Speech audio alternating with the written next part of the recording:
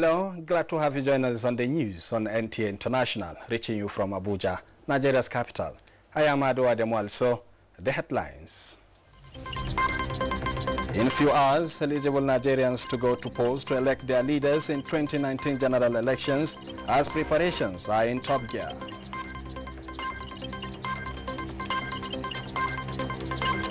Suspended Chief Justice of Nigeria, Walter Onagen, appears before the Court of Conduct Tribunal, pleads not guilty to allegations of false declaration of assets.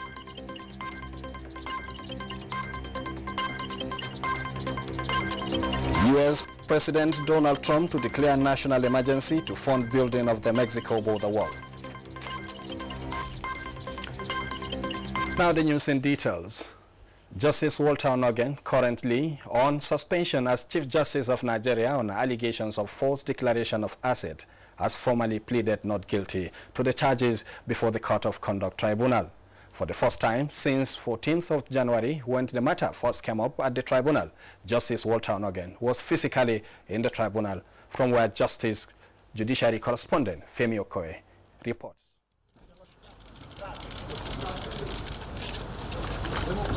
The six-count charge all bordered on lack of declaration or false declaration of various accounts, both in foreign and local currencies, at a bank located in Abuja.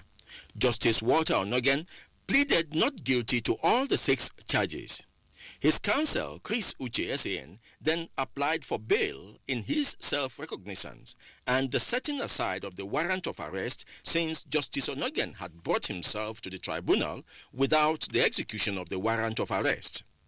The tribunal granted the two applications on the condition that the defendant would make himself available on any day of trial. The matter was then adjourned to the 11th of March for the taking of all pending applications. Today is indeed a very sad day for the judiciary, but we are very, very happy this has happened, because the world will eventually know the truth.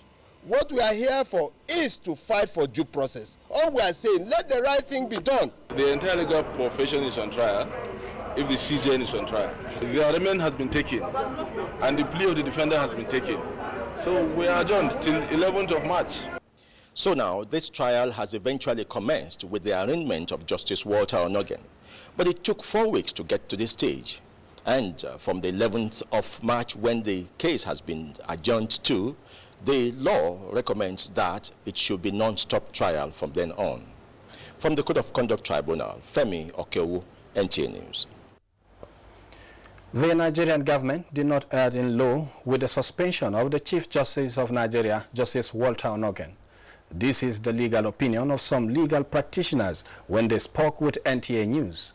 They were reacting to the comment of the United Nations Special Rapporteur on the independence of judges and lawyers, Diego Garcia Sayand, on the matter in Abuja. Dele Atumbi reports.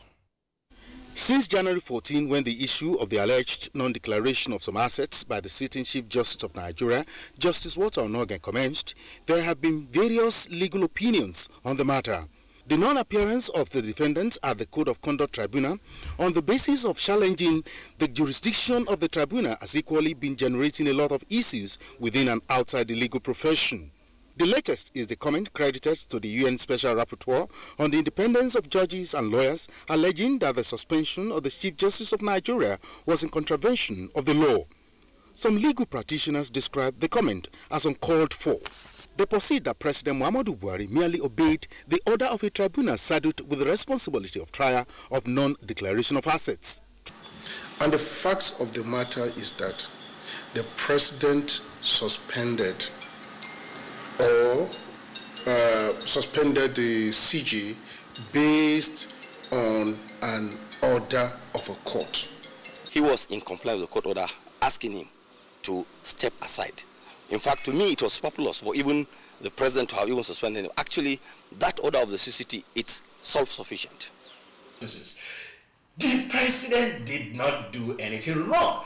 He respected a court order, and as I was telling you, even the special rapporteur, he made mention that the CGN should have been suspended or removed in obedience to the laws of the country or a court order. They point out that the suspended Chief Justice of Nigeria has not been relieved of his appointment. In the United States, you can see the number of the CJ that has been on suspension left and right. And I want to correct this aspersion that the Chief Justice of Nigeria is yet to be removed. He still remains the Chief Justice of Nigeria.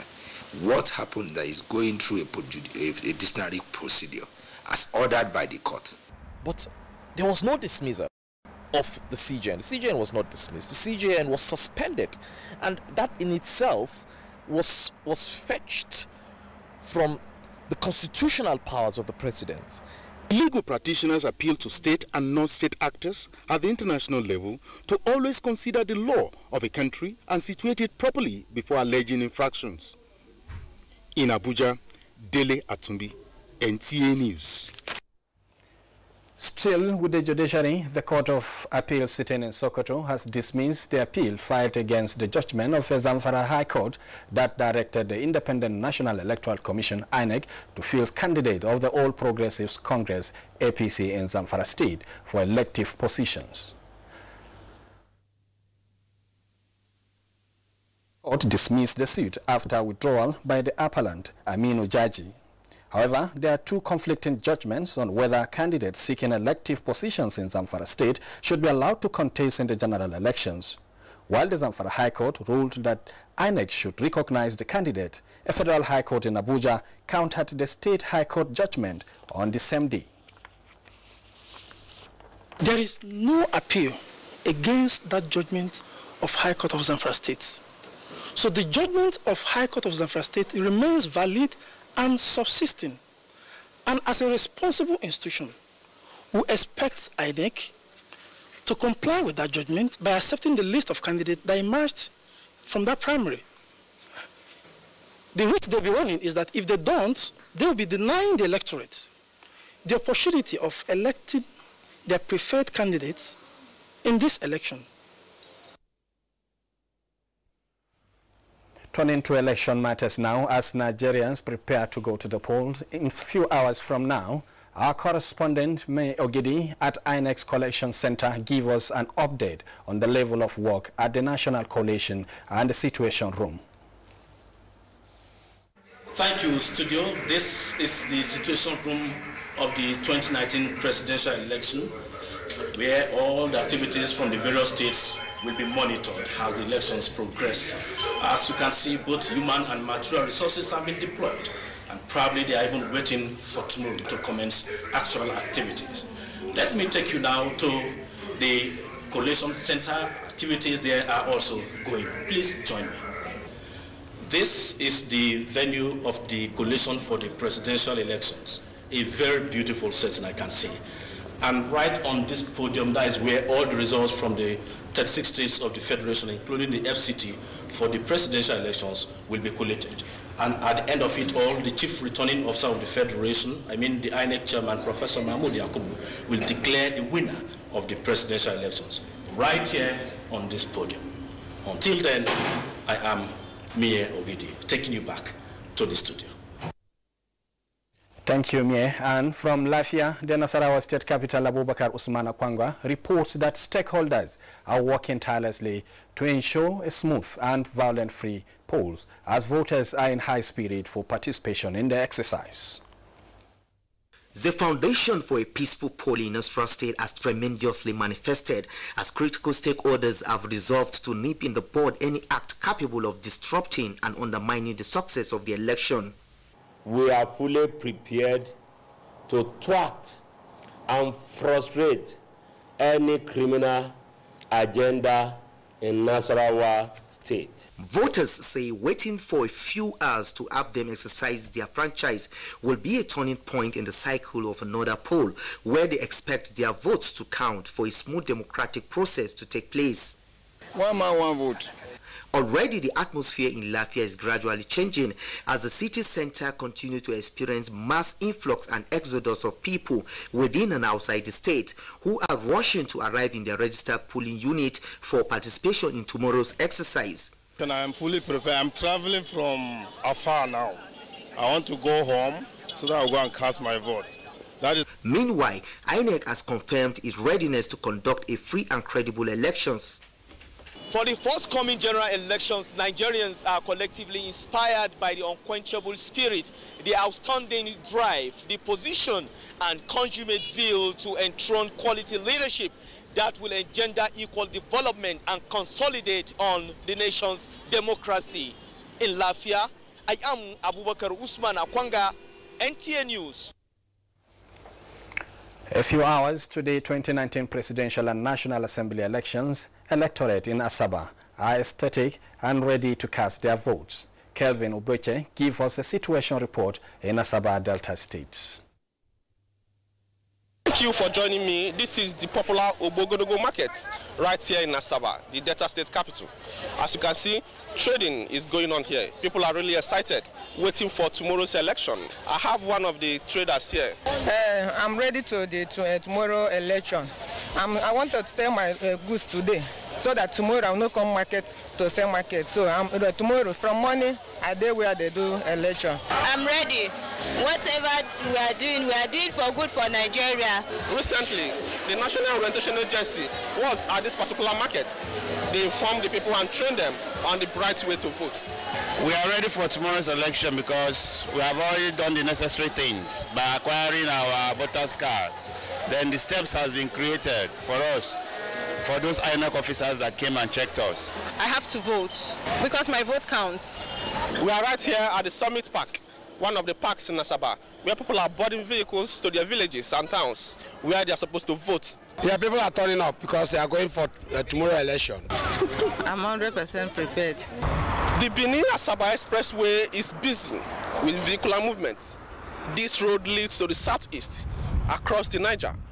The people are still also traveling, going to the respective states to cast their ballot. This is INEC office, Delta State. One thing comes to mind first when you arrive here. It is security. Security around this place is beefed up as the umpire puts finishing touches to their plans. In Asaba, Kelvin Ubeche, NTA News. Similarly, ahead of the Saturday's election, security agencies in Ondo State have warned that no disruption of any kind will be tolerated. Doris Olumoko is standing by with details. It is few hours to Nigeria's presidential and National Assembly elections, and in Ondo State, security agencies are working in synergy to ensure a smooth electionary process.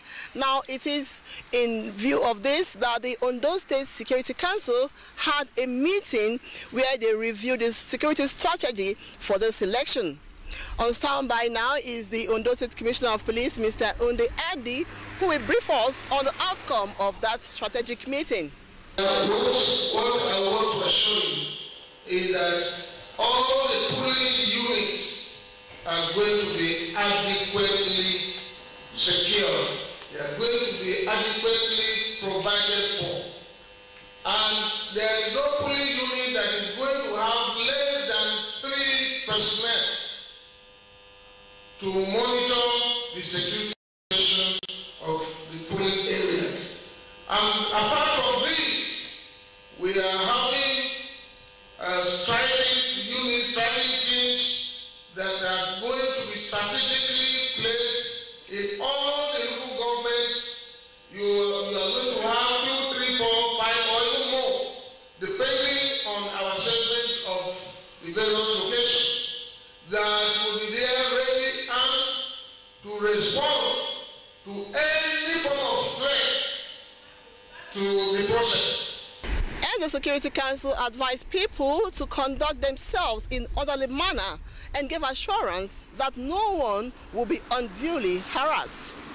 It's now back to the studios. Connected Development, a transparency accountability organization, says it will deploy more than 5,000 observers nationwide to ensure that the February 16th and March 2nd elections are free, fair and credible.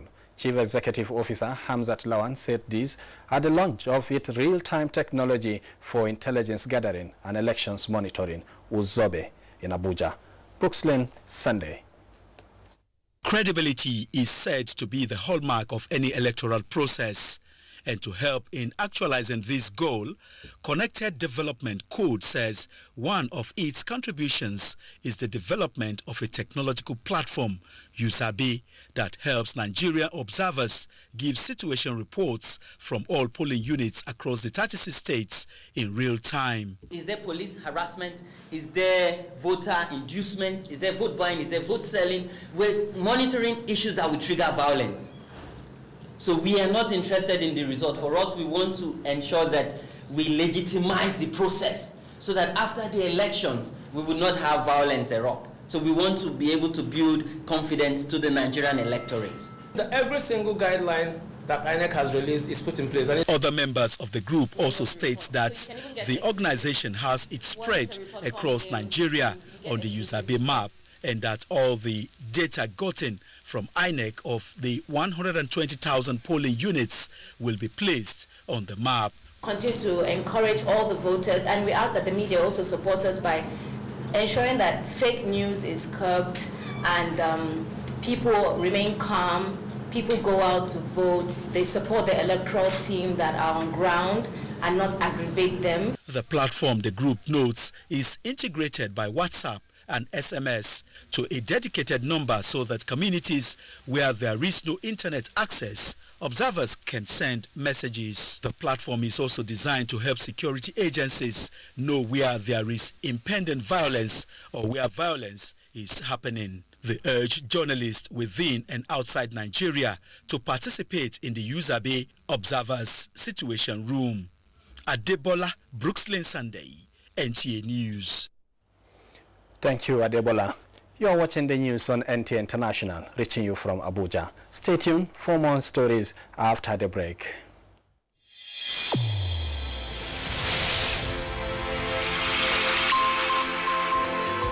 A new edition of TV Guide is out with special focus on the role of the media in election coverage. Exclusive on the National Broadcasting Commission, its mandate as the sole regulator of Nigerian media. Dr. Toba Daba then and Ishak Modibo-Kawu now. This edition also features the king of stand-up comedy in Nigeria, Ali Baba. NTA standards to be ready for election transmission after decades of abandonment. Find out from the DG transactional elections in our political space, an evil wind that blows no good. DG, National Orientation Agency, calls on TV Guide, your indispensable companion, x-rays the impact of social media on electioneering process as electorates present their expectations from incoming government. Meet some TV professionals behind the screen and other inspiring stories in sports, entertainment, and lots more. Grab a copy at the vendor near you or NTA stations nationwide. TV Guide, your indispensable companion.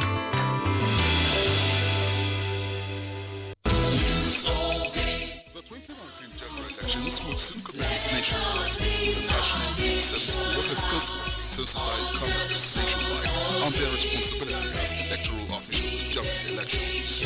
Corps members are non-partisan and their participation in INEC-organized elections has continued to add value, credibility, and increasingly encourage popular participation of Nigerians in the electoral process. Youth Corps members' involvement in previous elections has been applauded by local and international observers as positive change agents in the consolidation of democratic ideals in Nigeria.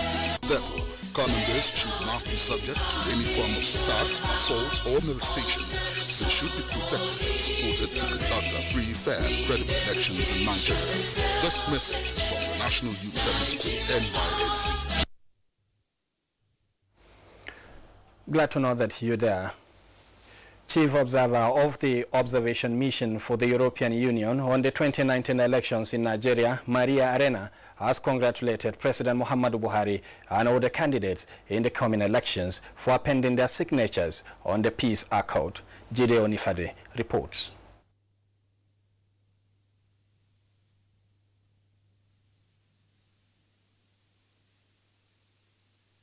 And also because Nigerians need to have, for example, transparency in this process, they need to trust in this process, and they need to be free to vote and to cast their vote during the election day.